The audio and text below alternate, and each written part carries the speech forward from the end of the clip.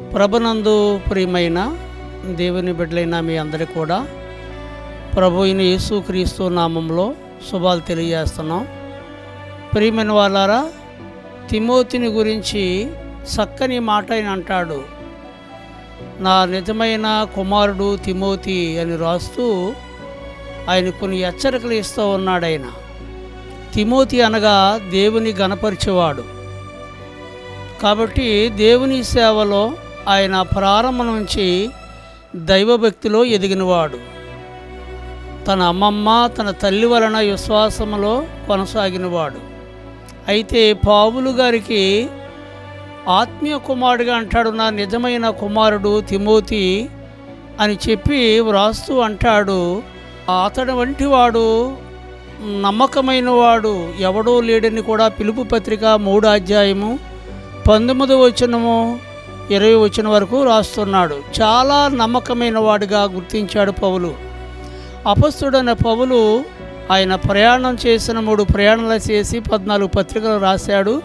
అందులో తిమోతి గారిని గురించి ఒక సేవకుని తయారు చేసి ఇతని వంటివాడు ఎవడో లేడని ఆయన వ్రాస్తూ అన్నాడు. తిమోతి అనగా దేవుని గణపరిచేవాడు. అతడు తల్లి యూదురాలు, తండ్రి గ్రీసు దేశస్థుడు. వారిద్దరికి జన్మించిన వాడు తిమోతి. అయితే దేవుని సేవలో ఆయన హెచ్చరిస్తున్నాడు. ఎవరినంటే పౌలు గారిని హెచ్చరిస్తున్నాడు. నీ యవ్వనాన్ని బట్టి ఎవడో నిన్ను తృణీకరింపయొద్దు అని ఆయన చెలవిస్తున్నాడు. ఆ మాటలు అక్కడ ఉంటుంది, వ్రాయబడి ఉంటుంది.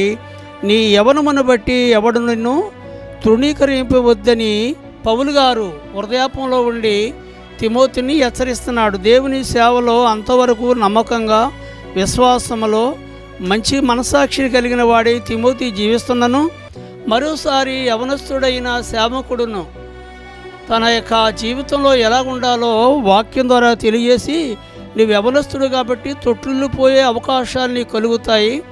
దేవుని పరిచర్యలో నీ యవనాన్ని బట్టి ఎవడో నిన్ను తృణీకరింపకుండా చూసుకొనమని తిమోతికి పౌలు గారు హెచ్చరిస్తూ ఉన్నాడు. రెండో మాటలో మనం చూస్తే ప్రియరా, 4 తిమోతి 4:12 అంటాడు, మాటలోను ప్రవర్తనలోను ప్రేమలోను విశ్వాసములోను పవిత్రతలోను విశ్వాసులకు నీవు మాదిరిగా ఉండాలని ఆయన బోధిస్తూ ఉన్నాడు. ఇది తప్పనిసరిగా ఈ కడవరి దినాల్లో దేవుని సేవకులమైన యవన సేవకులకు అందరికీ అవసరమైన మాట ఏంటంటే, మన మాటను బట్టి చాలా జాగ్రత్త కలిగి ఉండాలి.